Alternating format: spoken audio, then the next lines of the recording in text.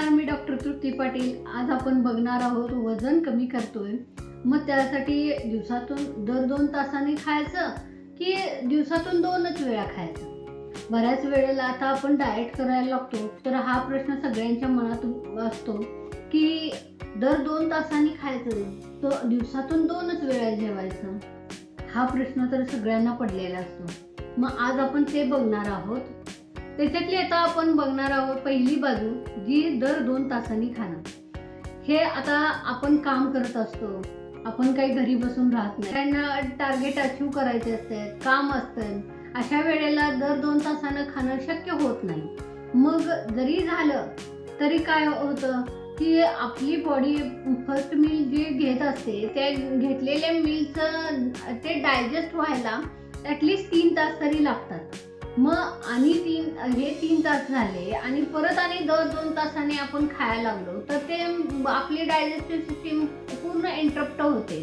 मग आता असं असताना काय होतं की वजन तर कमी होत नाही, पण बॉडी आपलं मेटाबॉलिझम स्लो व्हायला लागतं. आणि दर 2 तासानं खाणं हे पॉसिबलच नाही. कामाच्या गडबडीमध्ये आपण विसरून जातो आणि जरी घेतलं तरी डायजेस्टिव्ह सिस्टीम पूर्ण प्रोसेसच इंटरप्ट होऊन जाते.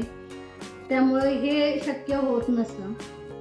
आणि बऱ्याच वेळेला हे दर 2 तासानं खाणं हे फॉलो होतच नाही.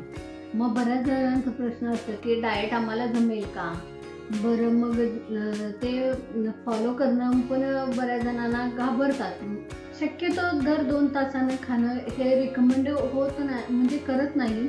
आणि बरं, काही केसेसमध्ये अपवाद असतो की डायबिटीज आहे, कुठल्या तरी गोळ्या चालू आहेत, मग अशा केसेसमध्ये विकनेस आहे, तर मग अशा केसेसमध्ये आम्ही म्हणजे सांगतो की दर 2 तासांनी तुम्ही मील घ्या. पण जर वजन कमी करायचं असेल आणि तुम्हाला असं काही प्रॉब्लेम नसेल, तर दर 2 तासानं खाणं हे रिकमेंड करत नाही. आता आपण बघणार आहे दुसरी बाजू, की दिवसातून 2च वेळा जेवायचं. इंटरमिडिएट फास्टिंग म्हटलं जातं ह्याला. आता नवीन ट्रेंड आलेला आहे इंटरमिडिएट फास्टिंग, जो काही विंडो पिरियड असतो, मग एक 12 तासाचा असतो. ह्याच्यामध्ये काही ॲडव्हान्टेज पण आहेत आणि काही डिसॲडव्हान्टेज पण आहेत. पहिलं ॲडव्हान्टेजमध्ये काय होतं की आपण ज्यावेळी जेवतो त्यावेळी आपल्या डायजेस्ट व्हायला वेळ मिळतो, मग वजन पण कमी व्हायला मदत होते. पण ह्याच्यामध्ये ज्यांना थोडं काही ना काहीतरी खायची सवय आहे, किंवा ज्यांना 3 वेळा खायची सवय आहे किंवा 4 वेळा खायची सवय आहे, अशांना हे फास्टिंग जमत नाही. अशांच्या मग काय होतं की माइंडमध्ये आपल्या बसतं, अरे 2च वेळा जेवायचं आहे, मग आपण भरपूर जेवलं पाहिजे. आणि किंवा मग एकाच वेळेला भरपूर जेवलं की मग ते काय होतं की कॅलरीज स्टोअर करायचं बॉडी काम करते. मग अशा वेळेला काय होतं की वजन कमी होण्याऐवजी वजन वाढण्याची जास्त शक्यता असते. आता 2 वेळा जेवायचं म्हटलं की मग बॉडीमध्ये कसं होतं की सकाळी जेवलेलं असतो आणि बराच गॅप असतो मध्ये, मग त्या अशा वेळी ॲसिडिटी वाढण्याची शक्यता असते, तुमची बॉडी डिहायड्रेट होण्याची शक्यता असते किंवा विकनेस जाणवतो. मग हे पॉसिबल होऊ शकत नाही. आणि मग मध्ये मध्ये आपल्याला भूक लागत असते, पण ते पण सप्रेस करतो आणि आपण ते डाएट फॉलो करतो आणि नेक्स्ट मीलला आपण एक्सेस खाऊ शकतो आणि ते परत कॅलरी स्टोअर करून आणि वजन वाढू शकतं. आता काही ना म्हणजे गोळ्या चालू असतात किंवा डायबिटीज किंवा थायरॉइड. अशा वेळेला काय होतं की मग तुम्हाला हे जे डाएट आहे सकाळी आणि संध्याकाळी जेवायचं, ते इंटरप्ट करू शकतं, विकनेस वाढू शकतो, थकवा जाणवू शकतो. मग हे फॉलो करणं म्हणजे भरपूरच हेक्टिक आहे.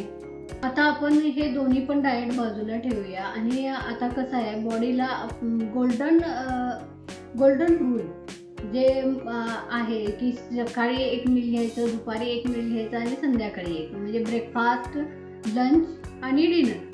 हे असं पॉसिबल होऊ शकतं की ब्रेकफास्टला पण तुम्ही प्रोटीन, कार्बोहायड्रेट, फायबर हे इन्क्लूड केले, फ्रूट्स वगैरे, आणि दुपारच्या पण लंचला तुम्ही ते फॉलो केलं की प्रोटीन, कार्बोहायड्रेट, फायबर हे असे जर तुम्ही इन्क्लूड करून तिन्ही मीलमध्ये जर व्यवस्थित फॉलो केलं तर ते पॉसिबल होऊ शकतं. आणि कसं आहे की तुम्हाला भूक लागते मधल्या काही थोड्या काळामध्ये, तर त्यावेळी तुम्ही मखाना खाऊ शकता, ड्रायफ्रूट्स घेऊ शकता, परत जे चिरमुरे आहे ते घेऊ शकता, एखादं फ्रूट घेऊ शकता. त्यामुळं जास्त तुम्हाला ॲसिडिटी होणार नाही, हायपोग्लायसिमिया होणार नाही आणि एकदमच विकनेस जाणवणार नाही. हे डाएटचं जर तुम्ही फॉलो केलं तर तुम्हाला नक्कीच मदत होईल. आणि व्हिडिओ आवडला असेल तर लाईक, शेअर, सबस्क्राईब करा.